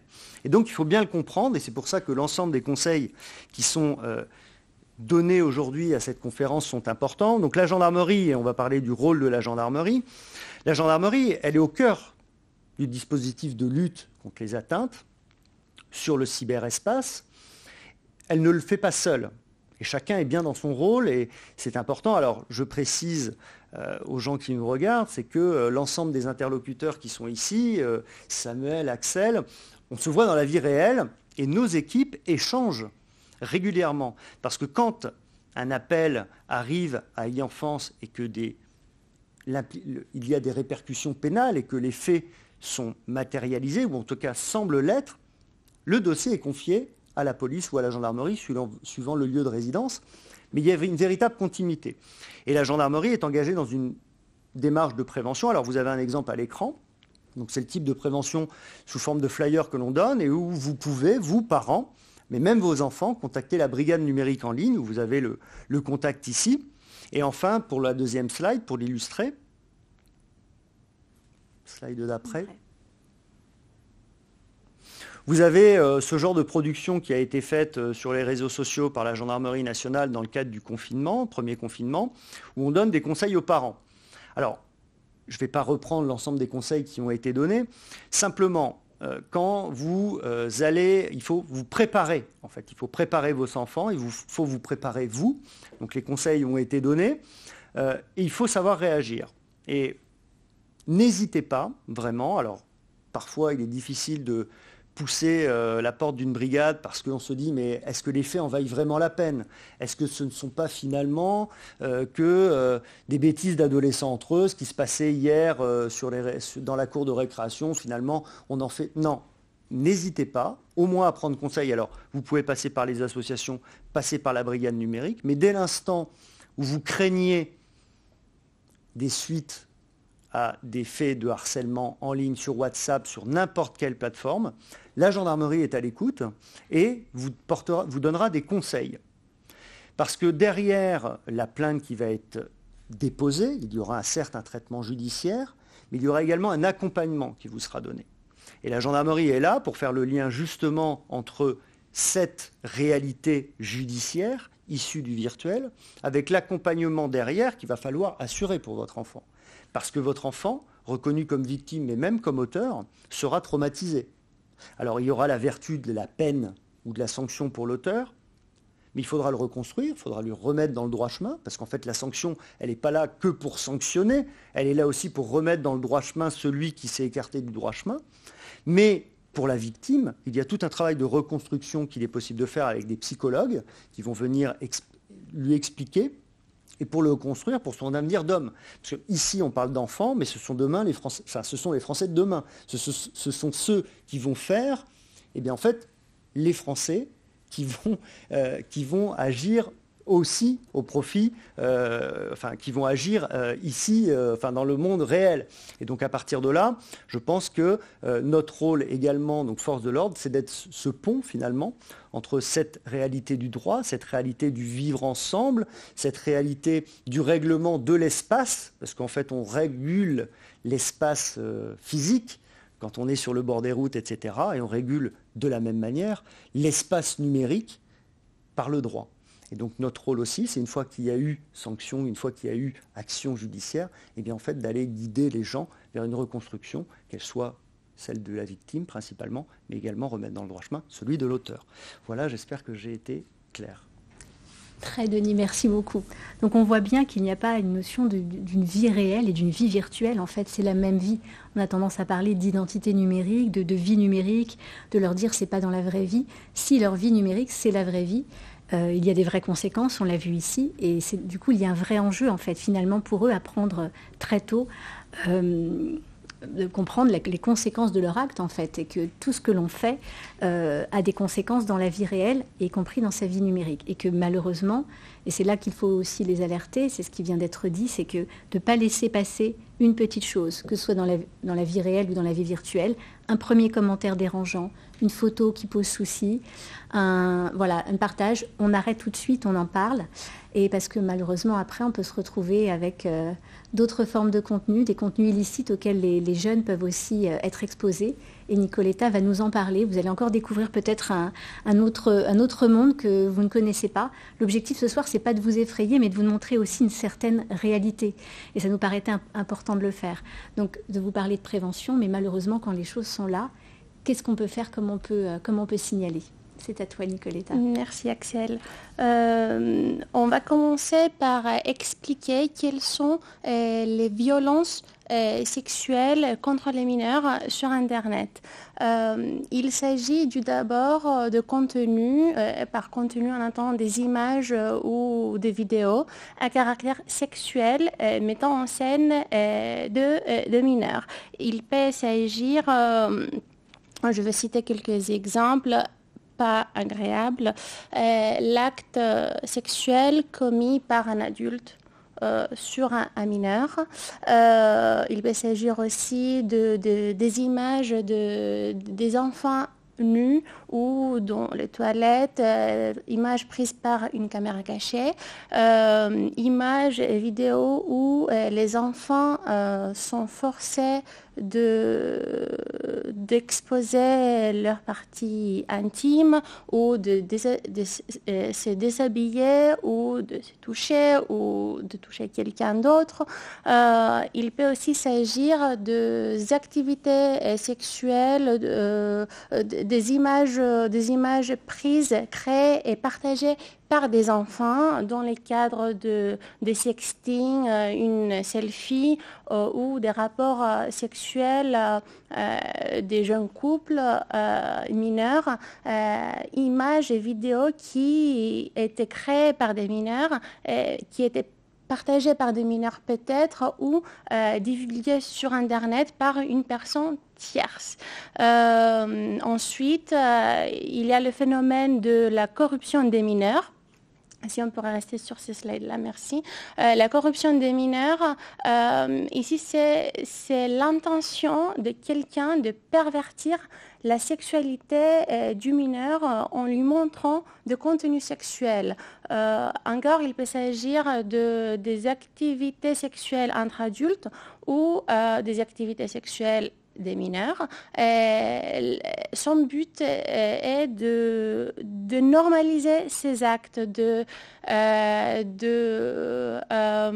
montrer à un mineur que ça peut être normal afin de réduire ses résistances et d'éveiller ses pulsions sexuelles ou simplement de les choquer. Un autre phénomène, c'est la sollicitation sexuelle des mineurs, s'appelle aussi grooming. Il s'agit de propositions sexuelles faites par un majeur à un mineur de 15 ans par un moyen de communication électronique.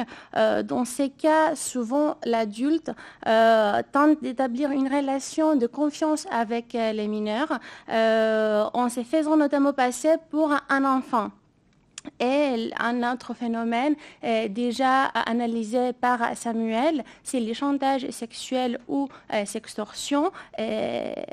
L'enfant reçoit des menaces de révéler ses contenus intime pour obtenir, afin que cette personne qui commet les chantages obtienne des faveurs sexuelles, plus de contenu sexuel, de l'argent ou tout autre avantage. Ces formes de violences sexuelles sur mineurs ont été particulièrement signalées en point de contact. On peut passer au slide suivant. En 2020 et surtout pendant les 2 périodes du confinement. Pendant ces 2 périodes, il y avait une hausse de signalements de violences sexuelles à notre hotline. Il s'agit soit de contenus qui étaient produits avant les confinements, mais qui étaient redistribués pendant les confinements et consultés par des personnes en ligne, soit de contenus neufs qui étaient créés pendant les confinements et publiés pendant ces périodes-là. Pour illustrer ces phénomènes, j'aimerais discuter avec vous, voir avec vous quelques exemples concrets de ces signalements anonymisés. Je vais lire le premier signalement. J'étais sur un chat, j'ai parlé avec un homme et j'ai fait une erreur. Je lui ai envoyé une photo de moi nue avec visage. Je suis très inquiète. Il menace de l'envoyer à mes amis sur Instagram si je ne lui verse pas 100 €. Que faire, s'il vous plaît? Ici, il s'agit d'un signalement effectué par la victime de 15 ans. Il s'agit d'un cas de grooming, des sollicitations qui a évolué à un cas de sextorsion. Ensuite, un signalement effectué par les parents de la victime. Une femme a contacté mon fils en la menaçant de pirater les comptes bancaires de ses parents s'il ne lui envoyait pas une vidéo de lui nu. Par peur, mon fils a envoyé la vidéo. Pourriez-vous la supprimer? Ici, il s'agit encore d'un cas de sollicitation et de sextorsion. On voit que souvent, les menaces ne sont pas censées être réalisables ou réelles. La peur que cette menace crée suffit. Et dans la plupart des cas, il s'agit de fausses menaces. Mais les montants, la somme est versée. Encore quelques signalements. Ces comptes indiquent avoir 15 ans et invitent de 13 à 16 ans pour nude, où les comptes signalés cherchent des mineurs pour faveurs sexuelles. Ici, il s'agit d'un cas de corruption, des signalements effectués par des internautes. Il n'y a pas une victime, c'est pas la victime qui nous a signalé ces cas, c'est pas les parents ou l'enseignant, c'était les internautes qui se sont trouvés sur les mêmes réseaux sociaux, sur la même plateforme et qui ont vu un comportement qui avait l'air suspicieux et qui nous a signalé ces comportements-là. Dans tous ces cas présentés, suite aux actions de notre plateforme, les comptes ont été bloqués et les contenus partagés étaient supprimés. Donc, on peut voir maintenant plus en détail qui on est et pourquoi il faut signaler et pourquoi c'est important de signaler, quel cas à signaler à notre plateforme et ensuite, qu'est-ce que Point de Contact peut faire. Donc, si on peut aller sur les slides suivants d'avant, s'il vous plaît. Ici, oui, merci. Alors, Point de Contact est une plateforme de signalement permettant à tout internaute de signaler un contenu choquant ou manifestement illicite qui se trouve sur Internet de manière anonyme et gratuite. Soit victime d'un contenu ou d'un comportement ou témoin de ces contenus, de cette publication, il est important de les signaler à Point de Contact parce qu'il s'agit d'un acte des citoyens, parce qu'on veut que l'Internet soit un environnement serein, parce que il faut protéger les enfants. Il ne faut pas oublier qu'une image, une vidéo à caractère sexuel qui met en scène des mineurs, c'est un rappel que cet enfant était victime d'abus sexuels hors ligne. Et chaque fois que cette image est visualisée en ligne, l'enfant est révictimisé. Donc, il faut signaler. Point de contact est compétent de 8 catégories de contenus illicites sur Internet, dont les violences sexuelles sur mineurs ou la propagande terroriste et les discours de haine. Il est simple de signaler. Point de contact offre 3 moyens de signalement. Il suffit d'aller sur notre site, pointdecontact.net, et cliquer signaler, où l'internaute trouve notre formulaire de signalement. Sinon, il y a le module complémentaire qui peut être téléchargé et installé sur tous les navigateurs connus, ou bien l'application de signalement. Mais la question, c'est quoi signaler? Les contenus, et on peut passer au slide suivant. Les contenus doivent avoir une URL. Cette URL doit être accessible en ligne et accessible à tous. Ce signalement est anonyme, on ne demande pas de coordonnées du signalant. Donc, Point de contact reçoit ces signalements et l'analyste qui traite ces signalements, tout d'abord sur Internet, et constater ces contenus, voir si le contenu est accessible en ligne. Si c'est le cas, il procède à une analyse technique qui est la géolocalisation de ce contenu, où ce contenu est hébergé, dans quel pays, par quel prestataire. Ensuite, il procède à une analyse juridique. Il voit si le contenu signalé est illicite au regard de la loi française. Si le contenu est illicite, on passe à la 3e colonne de ce schéma.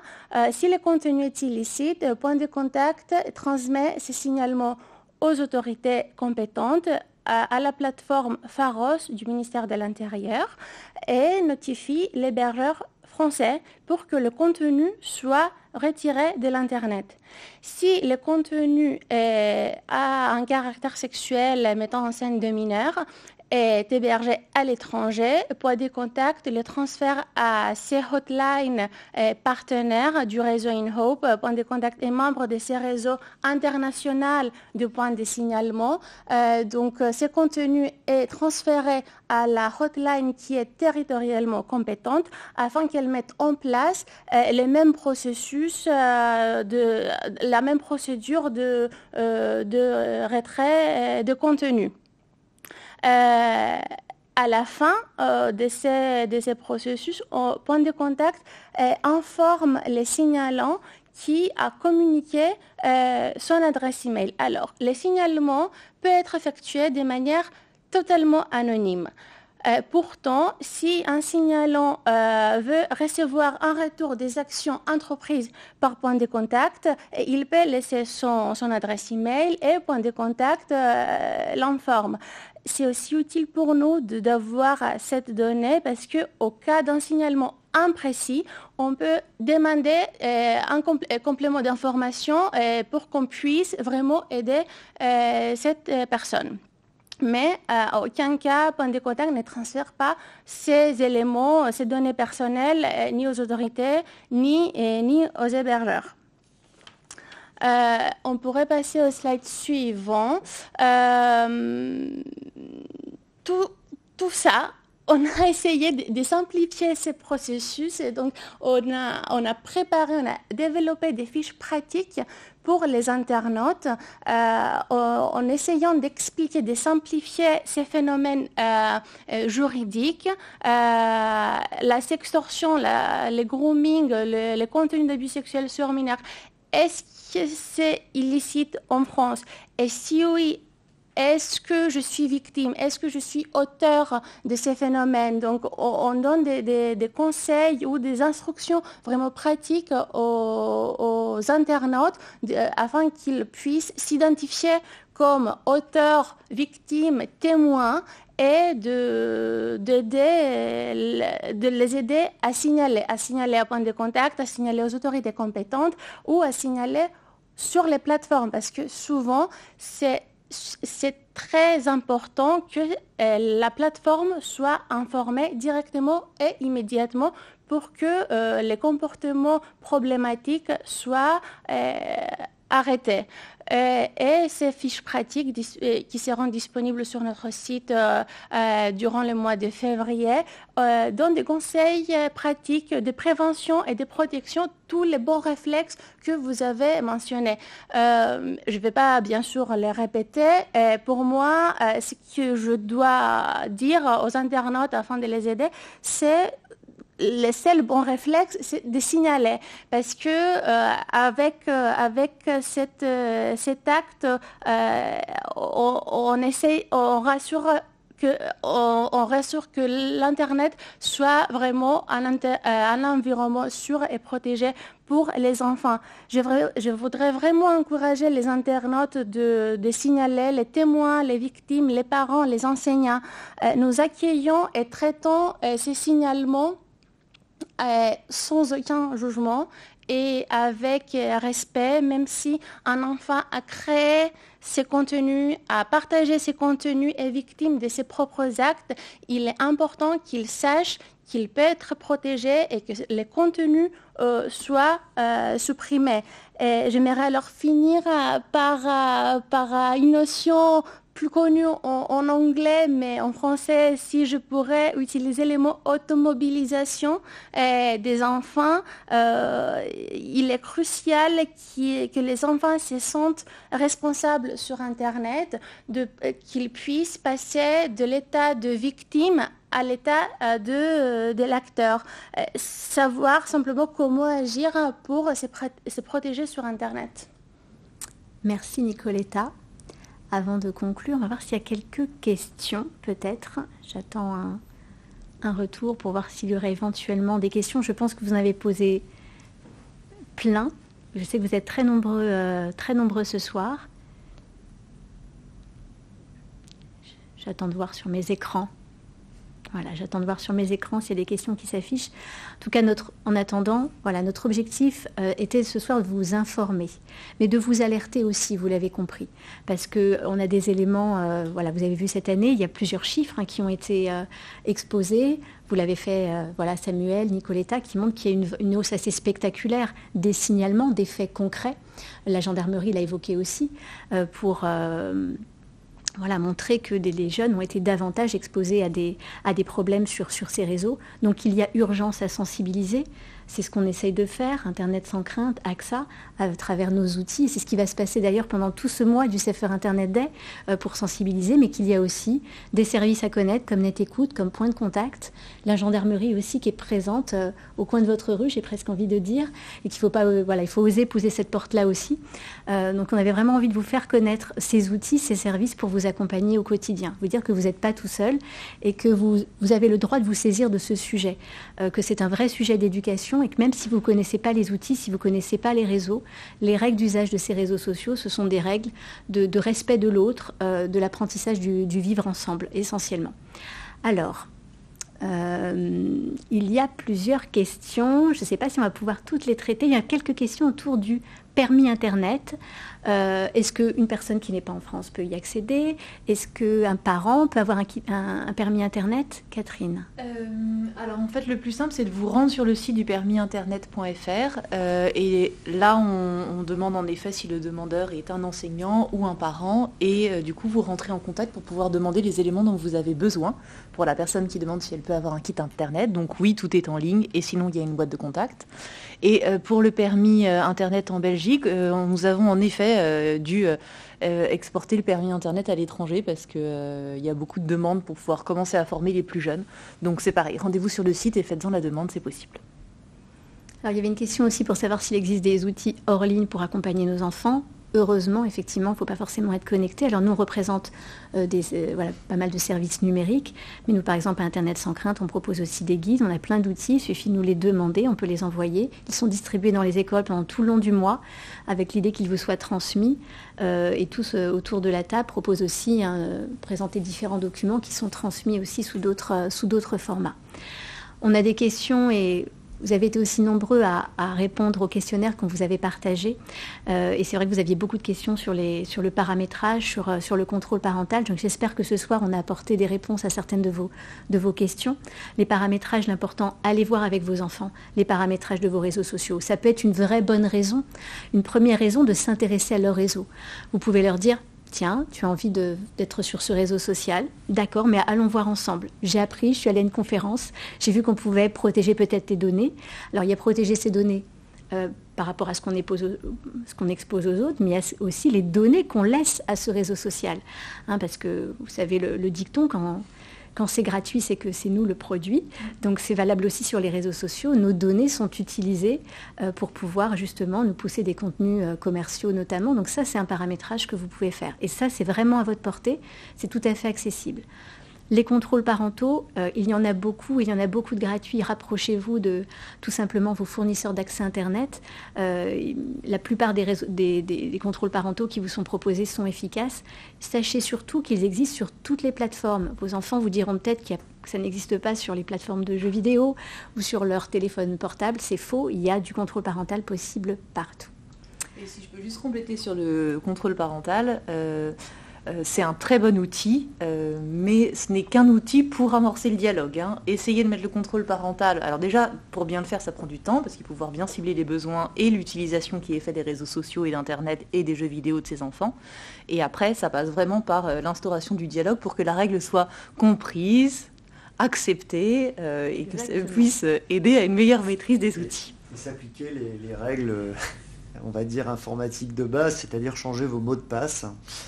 Également de parents, notamment sur les box, où les comptes par défaut sont généralement pas enlevés parce qu'on n'en voit pas l'utilité. Autant les enfants, on va dire en primaire, n'arrivent pas trop à les farfouiller dans les paramètres, autant l'ado commence déjà à bien se débrouiller, voire mieux que ses parents, et réussit parfois assez facilement à enlever les limites. Et voilà, donc l'hygiène numérique des parents, il faut la respecter également. Donc vos mots de passe, ne les montrez pas à vos enfants, ne les donnez pas et vérifiez bien tout ça.